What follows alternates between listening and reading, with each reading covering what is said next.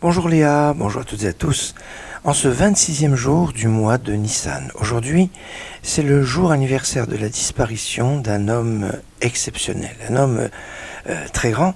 Vous savez, celui qui peut succéder à une personne particulièrement importante et grande, c'est que lui-même et que ça s'est bien passé en plus. Il s'agit de Josué. Josué, Yehoshua, successeur de Moshe Rabbeinu, successeur de Moïse. C'est quand même important. Il va faire entrer les enfants d'Israël en Israël alors que Moshe n'a pas pu. Il va être celui qui va réaliser la conquête de la terre d'Israël, celui qui va réaliser le rêve de Yosef, parce que c'est un descendant de Joseph. Joseph avait fait deux rêves. Un rêve sur les gerbes de blé qu'il prenait avec ses frères et qui les herbes se sont prosternées devant lui. C'était un peu la réalisation qui s'est passée avec la famine et ses frères qui viennent se prosterner pour venir acheter du blé en Égypte. Et puis il y a un deuxième rêve, le soleil, la lune et 11 étoiles qui se prosternent devant lui. Alors, ça peut être une répétition du premier rêve. Alors, soleil, la lune, son père et sa mère, oui, peut-être, oui, certainement. C'est comme ça que ça va être interprété, mais pourquoi deux fois le rêve ?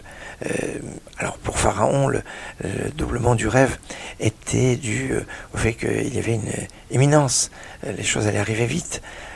Pour Yosef, c'est quand même 22 ans après le rêve que les choses se réalisent.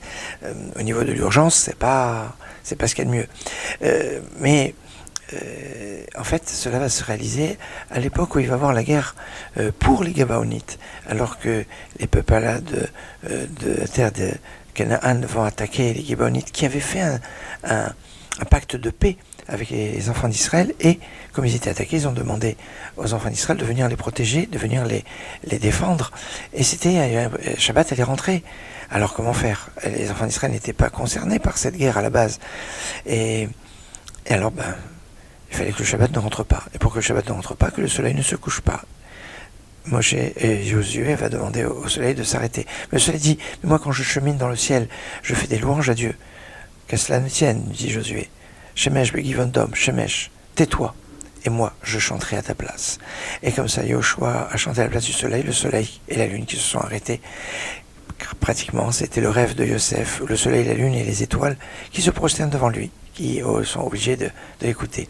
Alors voilà, aujourd'hui, c'était Eloula de ce maître qui est l'auteur du deuxième paragraphe, de la deuxième bénédiction du Birkat Hamazon, les actions de grâce après le repas. Si aujourd'hui vous mangez du pain, lors de la deuxième bénédiction du Birkat Hamazon, qui commence par Nodelecha Hashem Elokeinu, nous te remercions, et c'est fini à l'arrêt de l'Amazon sur la terre et sur la nourriture, eh bien une pensée spéciale pour celui dont c'est l'Eloula aujourd'hui, Josué, et Yehoshua.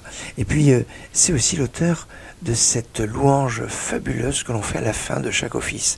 Allez-nous les Shabéach l'Adonakol. C'est à nous qu'il revient de louer le maître, celui qui a créé le début, la Genèse, les Yotzer Bereshit, enfin une louange.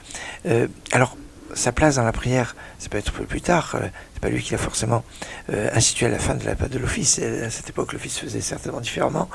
On retrouve cette louange aussi dans les prières de Rosh Hashanah, de Kippour, dans l'Amida, dans le Moussaf.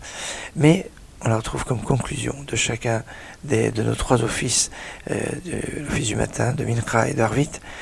Et des fois, on a tendance à peut-être l'escamoter, comme c'est la dernière prière, la dernière louange. Alors, peut-être aujourd'hui, d'avoir une attention spéciale, soutenue, pour dire Allez-nous les Shabéach, cette louange à la fin de l'office, avec la plus grande ferveur, avec la plus grande conviction. Excellente journée, Shavuot Tov.